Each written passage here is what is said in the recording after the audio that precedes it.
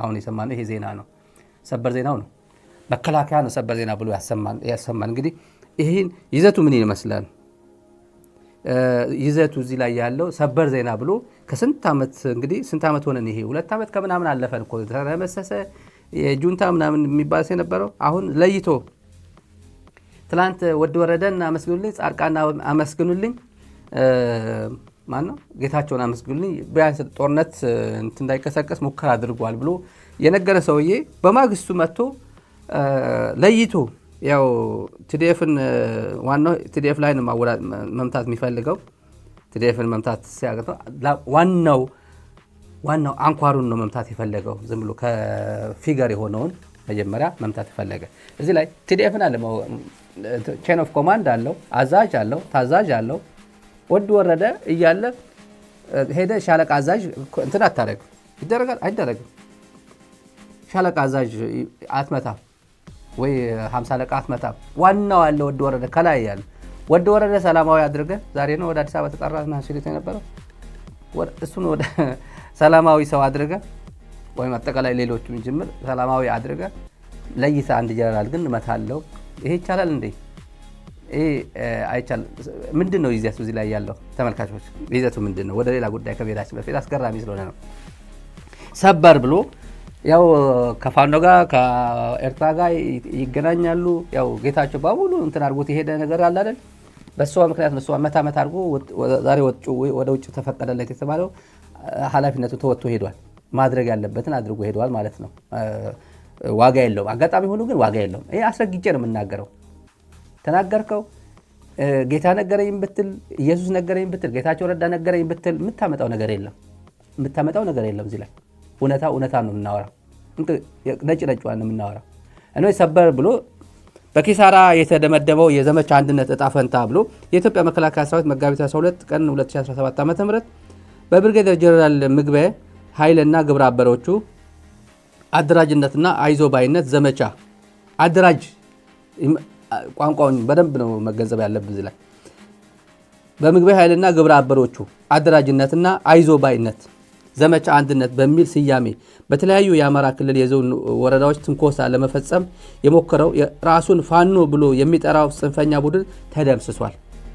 ስለዚህ የፋኖ አደራጅ ማን ነው? ቲዲኤፍ ነው።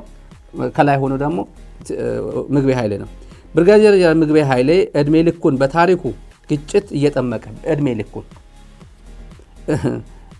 እየጠመቀ የትግራይን ሕዝብ ወደ ጦርነት በማስገባት ያለምንም ወታደራዊ ዕውቀት ወጣቱን ወደ እሳት አስገብቶ የማስፈጀት ታሪክ ያለው ጸረ ሰላምና ጸረ ልማት አራማጅ ነው።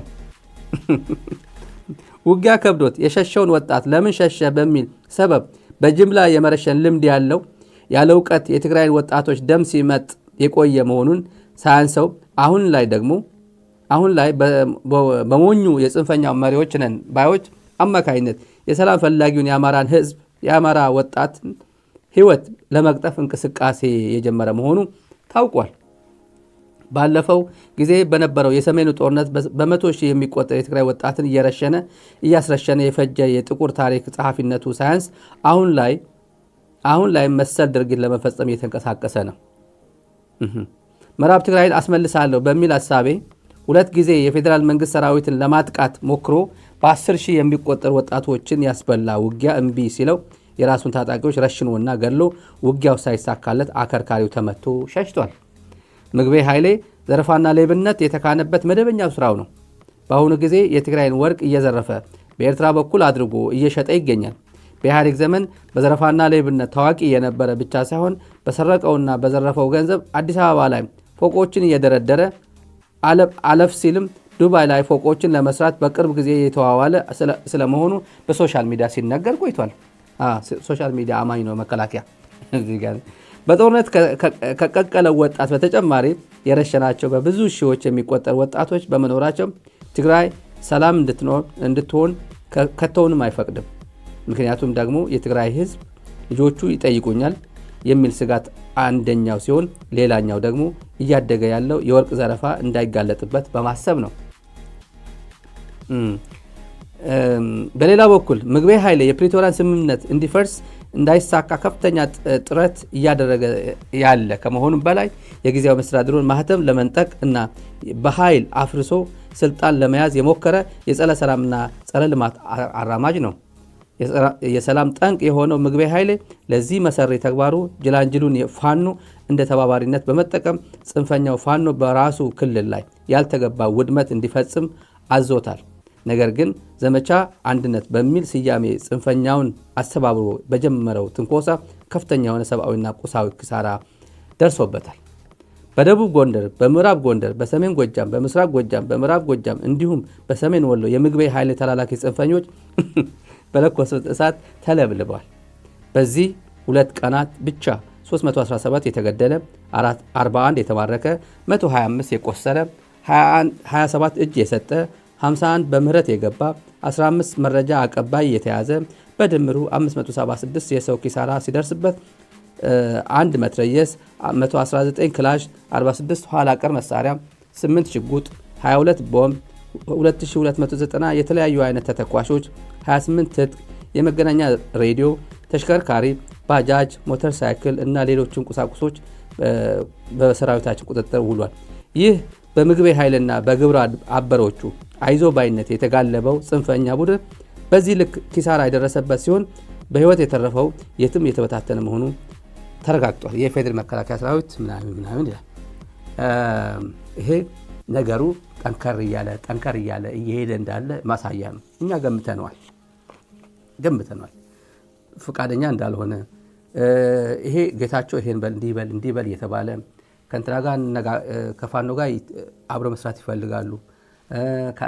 ከኤርትራ ጋር ሆኖ ከሻዕቢያ ጋር ሆኖ ተባብረው ወደ ደብረ ብርሃን መምጣት ይፈልጋሉ። እንጦጦ ወርደው ቤተ መንግስት መግባት ይፈልጋሉ። 4 ኪሎ መቆጣጠር ይፈልጋሉ እየተባለ ጌታቸው ለዲፕሎማቲክ ኮሚኒቲ ከጌዲዮን ጢሞቴዎስ ጎን ሆኖ ሸራተን አዲስ ጥሩ ቀልብ በሌለበት የሆነ ችግር ውስጥ ሆኖ መግለጫ ስጥ በቀጥታ ስርጭት ና ስጥ ብሎ አስቀምጦ ሲያስለፈልፈው እና የተናገረ በሙሉ ቁጭ ብሎ ለተገነዘበ የጌታቸውን ባህሪ ከጌታቸው ጋር ብዙ ዓመት ለሰራ ሰው ነገሩ ግልጽ ነው። ይሄ ሰበር ስለሆነ በዚህ ያለ እቅዳችን ነው ይሄ ፕሮግራም መጀመሪያ ይዘንላቸው የቀረበ ነው። በሰበር ያው በሙሉ ነው ፋና በሙሉ እየተቀባበሉት ነው። አሁን ያሳየኋቸው የኢፌድሪ ነው። ወደ ፋና ተመልከቱ። ደግሞ ፋና እየተቀበለው ነው። በቃ በሙሉ ጁንታ የሚባለው ዛሬ አልተጠቀሙ፣ ነገ መጠቀማቸው አይቀርም። ወደፊቱም ሌላ ቋንቋዎችን ይፈጥራሉ። አብይ ደግሞ ፈጥሮ ይሰጣቸዋል። ከዛ በኋላ ደግሞ ሌሎች ይቀባበሉታል። ወደ ነበርንበት እየተመለስን ነው። ይሄ የት ያደርሰናል የምናየው ጉዳይ ይሆናል። ብርጋዴር ጄኔራል ምግበይ ኃይለ በአማራ ክልል 6 ዞኖች ውስጥ አገዛዙ ጽንፈኛ የሚላቸውን የፋኖ ታጣቂ ኃይሎች በአንድነት ዘመቻ ስር አስተባብረውብኛል፣ አይዞህ ብለው ጽንፈኛውን አደራጅተውብኛል ማለቱን ተከትሎ ኢትዮ ፎረም ለጄኔራሉ ደውሏል። እናም ጄኔራል ምግበይ ከፋኖ ጋር ስላላቸው ግንኙነት፣ በኤርትራ በኩል ይሸጣሉ ስለተባሉት ወርቅ፣ በአዲስ አበባ ደርድረዋቸዋል ስለተባሉት ፎቆች ጠይቀናቸዋል። በመከላከያ ውስጥ ለ20 ዓመት በኃላፊነት የሰሩት ጄኔራል ምግበይ የብልጽግና መንግስት ባወጣው መግለጫ ግን ወታደራዊ ዕውቀት የሌላቸው ብሏቸዋል። ስለዚህ ጉዳይ ተጠይቀው በፈገግታ ታጅበው መልስ ሰጥተዋል። በመከላከያ ውስጥ በነበራቸው ኃላፊነት አሁን ያሉትን የብልጽግና ጄኔራሎች አዛዥና አስተማሪ ሆነው እንደሰሩ የሚናገሩት ጄኔራል ምግበይ እነዚህ ሰዎች እነማን ናቸው ለሚለው ጥያቄ ምላሽ ሰጥተዋል። ለደቂቃዎች አብራችሁ በመቆየት ቃለ ምልልሱ እንድትከታተሉ እንጋብዛለን። በጣም አመሰግናለሁ ጄኔራል። በአሁኑ ሰዓት የት ነው ያሉት? በመደበኛ ስራዬ ትግራይ ነው ያሉት፣ መቀሌ ነው ያሉት። በመደበኛ ስራዬ ላይ ሲሉ በቅርቡ በአቶ ጌታቸው ደብዳቤ መታገደው ተገልጾ ነበር። ስለዚህ ታግደውም ስራ ይሰራሉ ማለት ነው? ያ ታጋዮች አይደለንም። በዚህ ካሊ መደበኛ ስራችን የጸጥታ ስራ ነው። የጸጥታ ስራ እንዳንሰራ የሚያደናቅፍ ነገር ብዙም የለም። የጊዜያዊ መንግስትም የጋራ ነው። የትግራይ ህዝብ ከፕሪቶሪያ ውል ጋር ተያይዞ የሰራዊት አባላትም ቲፒኤልኤፍም የውስጥና የውጭ ምሁራንም የትግራይ ተወላጆች ማለት ነው፣ ስፔሻሊ የጂኤስቲኤስ የተፈካካሪ ድርጅቶችም በጋራ ሆነን ቋቋም ነው እና እኛ ራሳችን የጊዜያዊ መንግስት አካል ነን። ስለዚህ በግለሰብ ደረጃ አይደለም የኛ ጉዳይ የሚወሰነው፣ የጠቅላላ የራሳችን አደረጃጀት አሰራር አለን እና አሁንም ስራ ላይ ነው ያለው። መደበኛ የጸጥታ ስራ ነው ያለሁት። ያ ከዚህ በተጨማሪ ማምሻውን መከላከያ ባወጣው መግለጫ በአማራ ክልል ውስጥ ዘመቻ አንድነት የተባለውን ጸረ መንግስት ውጊያ በማደራጀትና በማስተባበር አይዞህ በማለት ሚና እንደነበረው ገልጿል። ይህንን እንዴት ነው የሚመለከቱት እርስዎ? ሰምቻለሁ። እኔም ራሴ በጣም ነው የገረመኝ። ምክንያቱም እኛ ለ2 ዓመት ሙሉ ከ2013 ጀምሮ እስከ 2015 ጥቅምት በከፍተኛ ውጊያ ላይ እንደነበር ይታወቃል። ጦርነት ላይ 360 ዲግሪ እና ያ ጦርነት መጨረሻው ወደ ሰላማዊ ጉዞ እንድንገባ የፕሪቶሪያ ውል አለ። ከዛ በኋላ ባለው 2 ዓመት ሙሉ በፕሪቶሪያው መሰረት የትግራይ ህዝብ ጥያቄ በአግባቡ እንዲመለስ የፕሪቶሪያ ውልም ተግባራዊ እንዲሆን እንደ ህዝብም እንደ ጊዜያዊ መስተዳደርም እንደ የሰራዊቱ አባላትም እዛም ክልል ያለን የጸጥታ ኃይሎች ያ ህግ አክብረን ነው እየሄድን ያለ ነው እና መንግስት ግን የሰላም ስምምነቱ እንዳይሳካ ከሚሰሩ ግለሰቦች ውስጥ አንዱ አድርጎ እርስዎን ከሶታል። እኔ እንደዛ አይነት አይደለሁም። አንደኛ የትግራይ ህዝብ ጥያቄም እንቅስቃሴም በግለሰቦች አይወሰንም በፍጹም። እሱ ነው ስህተቱ። ምክንያቱም እኛ አግባብ ያለው አደረጃጀት ያለን እና በፕሪቶሪያ ውል መሰረት ነው ሁሉም ነገር እየሄደ ያለው። ስለዚህ ከፕሪቶሪያ ውል ውጭ ያለ አግባብ ከኤርትራ ይባላል አንዳንዴ ከፋኖ ደግሞ አሁን የመጣል ሌላም ሊመጣ ይችላል። እንደዛ አይደለንም እኛ።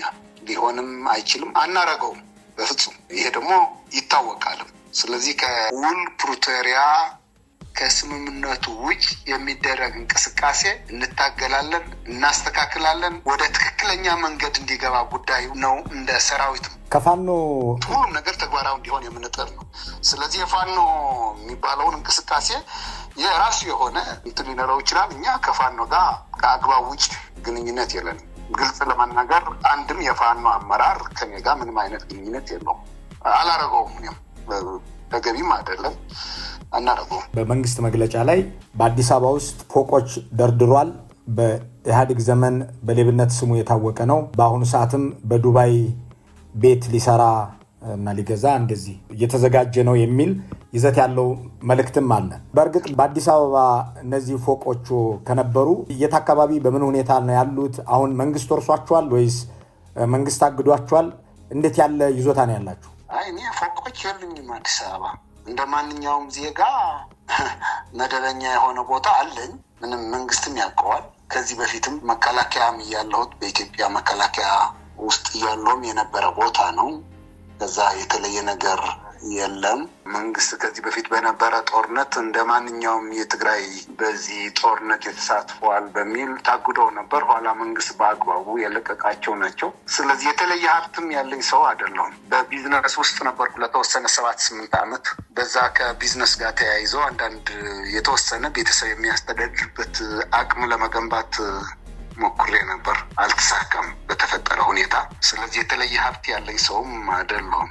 ፍጹም ውሸት ነው። ፍጹም እንደዚህ አይነት ካራክተር ያለኝ ሰውም አይደለሁም። ብዙ ሰው ያውቃል በቅርብ ከድሮ በትጥቅ ትግልም፣ ከዛ በመከላከያ በነበርኩበት ጊዜም፣ ከዛ በኋላ አሁን በዚህ በትግራይ ባለው የ3 ዓመት ማለት ያለፈው 4 ዓመትም በትግራይ ውስጥ ነው ያሉት። ከተለያዩ የጸጥታ መዋቅር ያሉ ጓደኞች አብረን ነው የምንሰራ እና ከህግና ከስርዓት ውጭ ያለ አግባብ ሀብት የሚያካብት ሰውም አይደለም። ድሮም በመከላከያ እያለሁም ይታወቃል። አሁን እንደዛ አይነት ሰው አይደለም። በአሁኑ የመከላከያ መግለጫ ላይ በኤርትራ በኩል አድርጎ ወርቅ እየሸጠ ይገኛል ሲልም እንዲሁ በመግለጫው ላይ ተገልጿል። አይቼዋለሁ። ፍጹም እንደዛ አይነት ውስጥ የሚገባ ሰውም አይደለም። ፍጹም ያልኩህ ነው። በፍጹም ህገወጥ በሆኑ ተግባሮች ላይ በትግራይ ውስጥም በኢትዮጵያ ትግራይ አሁን ባለሁበት ቦታም ቢሆን ድሮ በመከላከያም በነበርኩበት በቢዝነስ ዓለምም በነበርኩበት ሁሉም ነገር በአግባቡ የሚሄድ ህጋዊ ሰው ነኝ እና ይሄ ወርቅ የሚባለውም ጠቅላላ ፍጹም አሉባልታ ነው። ከኤርትራ ጋር ምንም አይነት ግንኙነት የለኝም። ከኤርትራ ጋር መገናኘት በትግራይ በኩል ስርዓት ያለው ህዝብና መንግስት እና ሰራዊት ነው ያለው። ሲለው በሆነ መንገድ እየተነሳ የሆነ ሰው ከኤርትራ ጋር እየተገናኘ የትግራይን ጥቅም በረጅምም በአጭርም ምን ጥቅም አለው ብሎ በደንብ ገምግሞ የሚሆን ከሆነ በአግባቡ፣ የማይሆን ከሆነ ደግሞ ምክንያቱ ውል አለ። የፕሪቶሪያ ውል ስላለ ከኢትዮጵያ መንግስት እሱ ተከትለን ጥያቄያችን በአግባቡ እንዲመለስና ከኢትዮጵያ ያለንን ጉዳይ በአግባቡ መልክ ሳናሲዝ ወደ ግራና ቀኝ መሄድ የምንችል ሰዎች አይደለንም። ይሄ ጉዳይ እየመጣ ያለ ከአጀንዳ ለማስወጣት ነው። በግልጽ በሆነ በተለያየ መድረክም ገልጫለሁ። የትግራይ ህዝብና የትግራይ የጸጥታ ኃይሎች የትግራይ የፖለቲካ ኃይሎች ከአጀንዳ ለማስወጣት የሚደረግ ጥረት ነው። አጀንዳው ምንድን ነው? የኛ አጀንዳ በፕሪቶሪያ ውል መሰረት ነፃ ያልወጣ ህዝብ ነፃ እንዲወጣ፣ ምዕራብ ትግራይ፣ ጸለምት፣ ራያ ወደ ስታትስ ኮ አንተ ይመለስና ህዝቡም የተፈናቀለ ህዝቡም እንዲመለስ፣ ከዛ በኋላ ህገ መንግስት መሰረት ተደርጎ የትግራይ ህዝብ ወደ ምርጫ እንዲገባና በፌዴራላዊ ህገ መንግስት መሰረት አንድ ክልል ማግኘት የሚገባውን ህገ መንግስታዊ መብቶች በአግባቡ እንዲተገበር፣ ከዚህ በፊት ለጦርነት ምክንያት የሆኑ ጉዳዮችም እንዲፈቱ፣ የትግራይ የመልሶ ማቋቋም ስራ በአግባቡ እንዲፋጠን፣ ከዛ ወደ ምርጫ እንድንገባ፣ ከዛ በኋላ ዲዲአርም በአግባቡ ለትግራይ የሚገባትን የጸጥታ ኃይል ትተን የቀረውን ኃይል ደግሞ በአግባቡ በዲዲአር ወደ ሰላማዊ ኑሮውን እንዲገባ፣ ከዛ በኋላ ፖለቲካል የሆነ ኔጎሴሽን የሚያስፈልጋቸውን ድርድር የሚያስፈልጋቸው ነገሮችን በአግባቡ ተደርጎ ከፌዴራል መንግስት የትግራይ መጪ እድል ቀጣይ እድል ህገ መንግስታዊ በሆነ መንገድ መፍትሄ እንዲያገኝ ማድረግ ነው። ይሄ ነው የምንፈልገው። ይሄ በአግባቡ ሳንፈጽም እና ውል ፕሪቶሪያ በአግባቡ እንዲፈጸም የማድረግ ነው። ያ ለማድረግ ደግሞ የውስጥ ጸጥታ በአግባቡ የመጠበቅ ድህንነት የመጠበቅ ህዝቡ ቀጣይ እድሉ ማስተካከል ነው የምንፈልገው። እኛ ይሄ ነው አጀንዳችን። ከዚህ ውጭ ለምንድን ነው እኛ ከኤርትራ ጋር ሆነን ኢትዮጵያ መውጋት፣ እንደገና ከኢትዮጵያ ጋር ሆነን እንደዚህ አይነት የሚባል አጀንዳ ትግራይ ውስጥም የለም፣ አክቹዋሊ የለም። ዋናው አጀንዳችን የራሳችን ብሔራዊ አጀንዳ አለ። ያ አጀንዳ እንዲተገበርልን እንዲፈጸም ከኢትዮጵያ መንግስት ጋር ሰላማዊ በሆነ መንገድ እና በፕሪቶሪያ ውል መሰረት ጉዳዩ መጨረሻ እልባት እንዲያገኝ ነው ጥረታችን። ከዚህ አጀንዳ ማስወጣት ነው ጥረት እየተደረገ ያለ። ከዚህ አጀንዳ እንድትወጡ እየጣረ ያለው አካል ማን ነው? የትግራይ ጊዜያዊ መንግስት ወይስ የፌዴራል መንግስት ወይስ ሌላ አካል? ከዚህ አጀንዳ እንወጣ የሚፈልጉ የተለያዩ የጊዜያዊ መንግስት አባላትም ሊሆን ይችላሉ፣ ከፌዴራልም ሊኖርበት ይችላሉ። ያ አይነት ኢንተረስት ያለው ኃይል ማለት ነው። በዚህ ካለ አሁን ገለ ብዬ አይደንቲፋይ ማድረጉ ጠቃም ላይሆን ይችላል። ግን ያ አይነት ኢንተረስት ያለው ኃይል ነው ወደ እንደዚህ አይነት ነገር እያስገባን ያለ። ዳግም ጦርነት እንዲከፈት በትግራይ ፍላጎትም የለም። እውነት ልንገር፣ የትግራይ ህዝብ ተመልሶ ወደ ጦርነት እንዲገባ ፍጹም ፍላጎት የለውም። የትግራይ ህዝብም የለውም፣ ሰራዊትም የለውም፣ አመራሩም የለውም። እየተገፋፋን ወደ አላስፈላጊ የሆነ አጀንዳ እንገባ እየተደረገ ነው የሚል እምነት ነው ያለኝ። ወደ አላስፈላጊ አጀንዳ እንገባለን ሲሉኝ ምን ማለት ነው? አላስፈላጊ ስለ ብዙ ነገር ነው። በዋናው አጀንዳ እንወጣለን። ምክንያቱም የፌዴራል መንግስት ከኛ ጋር ያገባው ውል አለ፣ እኛም የገባንበት ውል አለ። እኛም ተግባራዊ ማድረግ አለብን። የፌዴራል መንግስት ይሄ ጉዳይ ሰላማዊ በሆነ መንገድ መጨረሻ እንዲደርስ ማድረግ አለበት እንጂ ወደ አላስፈላጊ ነገር ስልህ ከፕሪቶሪያ ውል ውጭ ነገሩ እንዲሄድና ተመልሶ ክልሉ የትርምስ ክልል እንዲሆን የማድረግ እንቅስቃሴ ነው የሚመስለኝ። ይሄ ደግሞ ጥሩ አይሆንም። ለኢትዮጵያ መንግስትም ጥሩ አይደለም፣ ለትግራይ ህዝብም ጥሩ አይደለም። የህወሓት 50ኛ መሰረታ በዓል ሲከበር በአንድ ሲምፖዚየም ላይ ተካፍለው ይህንን ዘመቻ የሚከፍቱብን የትግራይ ህዝብ በህልውና መቆየት ያንገበገባቸው ናቸው ብለው ነበር። የትግራይ ህዝብ የህልውና አደጋ ያለበት ከማን ነው በአሁኑ ሰዓት? እነዛስ ያሏቸው አካላት እነማን ናቸው? ለጊዜው ይሄ ጥያቄ ይቆይልኝ፣ ሌላ ጊዜ እናወራበታለን። እርስዎን ጨምሮ የትግራይ ወታደራዊ አዛዦች ስማችሁን ከወርቅ ማውጣትና አሁን መከላከያ መግለጫም ላይ እንደተነሳው በውጭ ሀገርም ህንፃ አላቸው ወዘተ የሚለውን በተደጋጋሚ ያነሱታል። መከላከያም ዛሬ ይህንኑ ገልጿል። ከወርቅ ጋር በተገናኘ የተለያዩ በትግርኛ የሚጽፉ የማህበራዊ ሚዲያ ተጠቃሚዎችም እንዲሁ የእርስዎንና የሌሎች ወታደራዊ ኃላፊዎችን ስም በማንሳት ይገልጻሉ። ቀደም ሲል አብራርተውልኛል ይሄ ነገር እንደሌለ። ለምንድን ነው ከሌለ ይሄ ነገር ለምን የሚነሳ ይመስሎታል? አቶ ጌታቸው ረዳስ በቅርቡ ከግንባር አዛዥነት ሲያግዶት እርስዎን በግል አግኝተው ምክንያቱን ነግሮታል። ከዚህ ጋር በተገናኘ ከዚህ ከወርቁ ጋር የሚሆን ከሌላ ምክንያት ጋር የተገናኘ ነገር በቀጥታ እርስዎን ያናገረ የመንግስት የስራ ኃላፊ አለ? አላነጋገረኝም። ጉዳይ ፖለቲካል እኮ ነው። ምንም ግልጽ ነው። ይሄ ወርቅ ዘረፉ፣ ከኤርትራ ጋር ተገናኙ፣ ዱባይ እንደዚህ ያላቸው ከፋኖ ጋር ተገናኙ ምናምን የሚል እኮ ክሊርሊ ፖለቲካል ኢንቴንሽን። በቃ ምንም እንትን የለውም፣ ሌላ ምንም እንትን የለውም። የትግራይ ህዝብ ፖለቲካዊ ጥያቄዎች የትግራይ ህዝብ ባለፈው 3 ዓመት 4 ዓመቱ ማለት ነው በዚካሊ የራሱ መብት ለማስከበር እየከፈለው ያለው መስዋዕት አለ። የህይወት መስዋዕት አልከፈለም እንጂ በዚህ 2 ዓመትም በጣም ከፍተኛ ችግር ነው ያለው። ብዙ ተፈናቃይ ህዝብ ነው ያለው። ገና ጥያቄውን በአግባቡ አልተመለሰም። ከፍተኛ የሆነ የኢኮኖሚ የማህበራዊ ችግሮች አሉ በትግራይ። ስለዚህ ወደ ተረጋጋ ኑሮ መግባት አልቻለም። ስለዚህ ወደዛ እንዲገባ ጥያቄ ያለን አካላት አለን።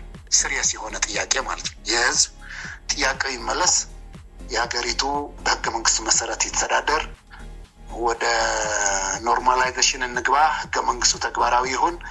ያ ስትሮንግ የሆነ ጥያቄና ሀሳብ ያለን ሰዎች አለን በዚህ ክልል፣ ምንም የታወቀ ነው።